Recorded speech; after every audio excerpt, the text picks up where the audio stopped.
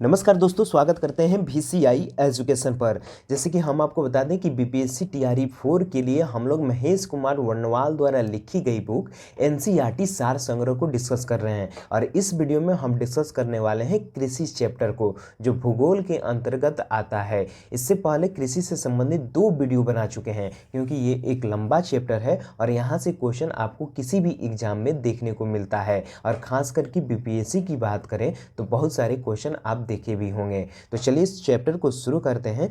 और भी कुछ इंपॉर्टेंट चीज़ है, जैसे कि कौन कौन कृषि के लिए कौन कौन सी क्रांति हुई है उसी के बारे में बताएंगे। और साथ में आपको बताएंगे प्रमुख संगठन और प्रमुख मुख्यालय कौन कौन से हैं, इसके बारे में डिस्कस करेंगे। और कृषि बोर्ड जो होता है इसके बारे में भी हम बात करने वाले हैं इस वीडियो में। तो आइए दोस्तों वीडियो को शुरू करते हैं, और जो इम्पोर्टेंट क्वेश्चन आता है उसे हम लोग डिटेल डिस्कशन करके भी देखेंगे। तो आइए शुरू करते हैं। देख सकते हैं कि दोस्तों कृषि उत्पादन से संबंधित जो महत्वपूर्ण क्रांति हुई थी उसी के बारे में बताया गया है। तो सबसे पहले देख सकते हैं कि कौन कौन सी क्रांति हुई थी और किन पदार्थों के लिए हुई थी। तो सबसे पहले देख सकते हैं कि इधर हम कृषि जो क्रांति हुई थी उसका नाम लिखा हुआ है, और किन पदार्थ के लिए हुआ था ये इधर लिखा हुआ है। तो देख सकते हैं सबसे पहले हुआ था हरित क्रांति।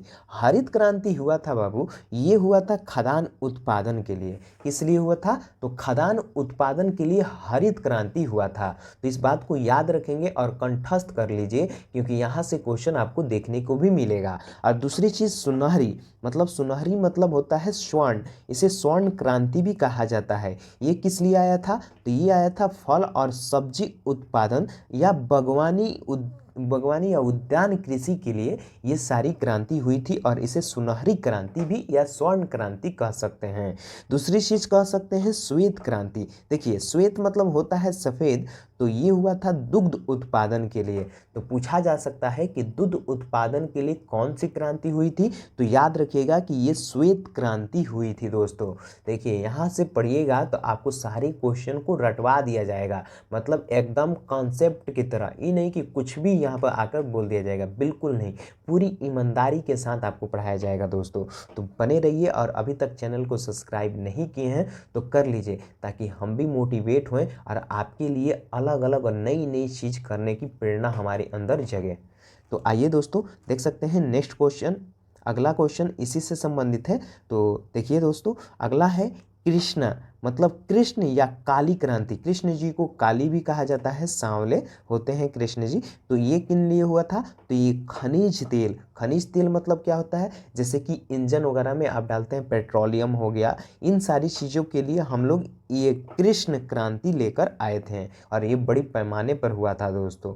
दूसरी चीज़ देख सकते हैं नीली क्रांति। नीली क्रांति किन लिए हुआ था? तो मत्स्य उत्पादन के लिए नीली क्रांति हुआ था। ये आपको ऑनलाइनर फॉर्म में भी पूछ सकता है या मैच द फ्लोइंग में भी पूछ सकता है दोस्तों। दूसरी चीज गोल क्रांति। आलू कैसा होता है दोस्तों? गोल, तो इसीलिए आलू उत्पादन के लिए गोल क्रांति लेकर आए हुए थे। और भूरी क्रांति उर्वरक उत्पादन के लिए। उर्वरक मतलब होता है कीटनाशक, मतलब कि आप खादर वगैरह नहीं छिड़कते हैं, तो उसी चीज को लेकर भूरी क्रांति आई थी। और देखिए अब अगला है पीली क्रांति। पीली क्रांति किन लिए आया था? तो देख सकते हैं ये तिलहन उत्पादन जो होता है उसके लिए हम लोग लेकर आए थे पीली क्रांति। और नेक्स्ट देखिए थे रजत क्रांति, ये अंडा उत्पादन के लिए आया था। और इंद्रधनुष क्रांति जो है ये कृषि संबंधित समग्र क्रांति के लिए आया था, या इसे नवीन कृषि नीति से निर्धारित जो होता है उसके लिए इसको जोड़ा जा सकता है। आगे देखिए एक और क्रांति आपको देखने को मिला था, उस क्रांति का नाम क्या था दोस्तों? देख सकते हैं अमृत क्रांति। ये आया था नदियों को जोड़ने की योजना के लिए हम लोग अमृत क्रांति किए थे। दूसरी चीज आप देखेंगे सदाबहार क्रांति। ये कृषि उत्पादन को दोगुना करना या टिकाऊ कृषि करने के लिए सदाबहार क्रांति देखने को मिला था। दूसरी चीज गुलाब क्रांति। ये आया था प्याज उत्पादन या झींगा मछली उत्पादन के लिए हम लोग गुलाबी क्रांति देखे थे। दूसरी चीज लास्ट देख सकते हैं दोस्तों, लाल क्रांति हुआ था मांस या टमाटर उत्पादन के लिए। आप देखे होंगे लाल क्रांति आया हुआ था। आगे देखिए बहुत सारे इंपॉर्टेंट क्वेश्चन आपको देखने को मिलेगा। देखिए अब हम क्वेश्चन को देख लेते हैं। देख सकते हैं कि बाजरे कि कृषि किस जलवायु में की जाती है। देखिए बाजरा जो होता है वो कौन से जलवायु में उसका उपज ज़्यादा होता है या वहाँ पर हो जाता है, तो ये उष्ण और शुष्क जलवायु जो होते हैं वैसे जलवायु में बाजरा की कृषि होती है। कैसे, तो उष्ण, उष्ण माने गर्मी और शुष्क मतलब थोड़ा शांत, तो ऐसे जो जहाँ की जलवायु होगी वहाँ पर हम लोग बाजरे की खेती कर सकते हैं। शुष्क भूमि के लिए सर्वाधिक उपयुक्त फसल कौन सा है, तो ये मूंगफली, मूंगफली जो है ये शुष्क वायुवान मतलब शुष्क शुष्क जलवायु जहाँ पर होती है वहीं पर आप मूंगफली उत्पादन देख सकते हैं दोस्तों। आइए, आस या बोरो किस फसल की किस्म है, तो ये धान की जो फसल होती है दोस्तों उसी में का एक किस्म है जिसका नाम है आरो और दूसरे का नाम है बोरो। ये सभी धान का किस्म है दोस्तों। आगे देखिए, भारत में सोयाबीन का अग्रणी उत्पादन कौन कौन सा है, तो देख सकते हैं कि भारत में सबसे ज़्यादा सोयाबीन जो होता है ये महाराष्ट्र में होता है, आप जानते भी होंगे दोस्तों। और कौशल किस फसल की उन्नत प्रजाति है, तो कौशल जो होता है ये मूंगफली का उन्नत प्रजाति इसको माना जाता है। आगे देखिए, आगे देख सकते हैं दोस्तों, हम जल्दी जल्दी करा रहे हैं आपको। देखिए नेक्स्ट है कि प्रमुख कृषि संगठन एवं मुख्यालय, मतलब कि बहुत सारे कृषि संगठन खुले। अब मान लीजिए कोई बड़े पैमाने पर किसी चीज़ का जीविका चलता है तो उसके लिए कुछ ना कुछ चीज़ होता है, तो वही चीज़ कि कृषि उत्पादन के लिए या प्रमुख कृषि जो संगठन हुए उनके लिए मुख्यालय खुले। तो आपको यहाँ पर ये मालूम चलेगा कि कौन से कृषि संगठन खुला और उसका मुख्यालय कहाँ पर रखा गया। मुख्यालय मतलब होता है कार्यालय, मतलब हेड ऑफिस। तो देख सकते हैं दोस्तों, सबसे पहले है भारतीय दलहन या अनुसंधान संस्थान, मतलब आप यहाँ पर जानते हैं कि भारत में जो दलहन अनुसंधान संस्थान है ये कहाँ पर है दोस्तों, तो आप देख सकते हैं कि ये कानपुर में है। कानपुर में कौन सा अनुसंधान संस्थान है, तो भारतीय दलहन, दलहन अनुसंधान संस्थान कहाँ है, तो कानपुर में है। और देख सकते हैं नेक्स्ट, समेकित कीट प्रबंधन राष्ट्रीय केंद्र, ये जो है कीट वाला ये न्यू दिल्ली में है दोस्तों, नई दिल्ली आप कह सकते हैं। अंतर्राष्ट्रीय चावल अनुसंधान संस्थान, तो ये मनीला में है।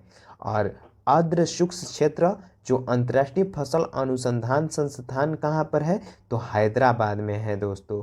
आगे देखिए, सूखे क्षेत्र में अंतर्राष्ट्रीय कृषि अनुसंधान केंद्र ये अलेप्पो में है। किसमें है, अलेप्पो में।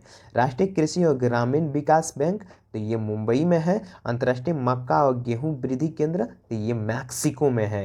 तो ये सारी चीज़ है दोस्तों, इसमें आपको ये पता चलेगा कि कौन सा अनुसंधान संस्थान, अनुसंधान संस्थान में क्या होता है, किसी भी पदार्थ के लिए वो अनुसंधान संस्थान खोला होगा तो उस पर उसका शोध होगा, उसकी शुद्धता की जांच की जाएगी, उसका अशुद्धता का भी जांच किया जाने के लिए हम लोग देखते हैं कि बड़े बड़े शहरों में अनुसंधान संस्थान खोला जाता है।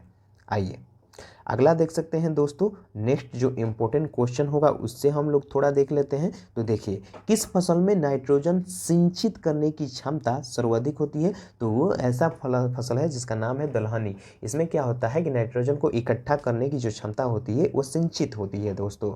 दलहनी फसलों हेतु कोबाल्ट आवश्यक है। कोबाल्ट राइजोबियम जीवाणु और नाइट्रोजन स्थिरीकरण के लिए आवश्यक तत्व भी कहा जाता है। आइए, भारत में 3/4 से अधिक बच्चा रेशम किस किस राज्यों से प्राप्त होता है, तो देखिए ये बहुत सारे राज्य हैं जैसे कि कर्नाटक और आंध्र प्रदेश में ये सारी चीज़ें हमको प्राप्त होती है। आइए अगला क्वेश्चन देख सकते हैं कि अगला क्वेश्चन है, नॉर्मन अनरेस्ट बोरलॉग जिन्हें हरित क्रांति का जनक कहा जाता है, ये किस देश से संबंधित है, तो संयुक्त राज्य अमेरिका से संबंधित है दोस्तों। आगे देखिए, हरित क्रांति से क्या अभिप्राय है, तो हरित क्रांति से उच्च उत्पादन वाले बीजों के प्रयोग कर उत्पादन को बढ़ाना। ये बीजेपी कह रहे हैं, हरित क्रांति से ये संबंधित है। जो उच्च उत्पादकता वाले जो बीज होते हैं ये हरित क्रांति से संबंधित होते हैं दोस्तों। आइए, हरित क्रांति का सर्वाधिक लाभ किस फसल के उत्पादन एवं उत्पादकता में दोनों में होता है, तो देखिए गेहूं एक ऐसा फसल है, उत्पादन करिएगा तभी भी आपको सर्वाधिक लाभ होगा, या उत्पादकता बढ़ाइएगा मतलब प्रोडक्टिविटी, तो यहाँ पर भी गेहूं की बहुत ज़्यादा मांग हो जाती है। देखिए, हरित क्रांति में किस फसल का सर्वाधिक उत्पादन होता है, तो मैक्सिकन गेहूँ, यहाँ पर मैक्सिकन गेहूँ जो होती है इसकी उत्पादन सर्वाधिक होती है। आइए नेक्स्ट देख सकते हैं, सर्वाधिक विदेशी मुद्रा किस नकदी फसल के निर्यात से प्राप्त होती है।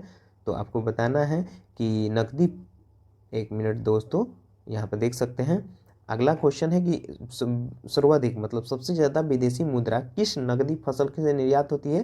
तो ये चाय से निर्यात होती है। चाय एक प्रकार की नकदी फसल है। लाल बिगनल किस फसल को कहा जाता है। तो गन्ना को कहा जाता है दोस्तों। आइए नेक्स्ट क्वेश्चन देख सकते हैं, मूंगा रेशम का उत्पादन संपूर्ण विश्व में केवल भारत के असम में किया जाता है और वर्ष 2007 में भौगोलिक संकेतन का दर्जा भी प्राप्त हो चुका है। आइए, तिलहन प्रौद्योगिकी मिशन की स्थापना किस वर्ष हुई। तो आप देख सकते हैं दोस्तों, ये 1986 में इसकी स्थापना होती है, तिलहन प्रौद्योगिकी मिशन की।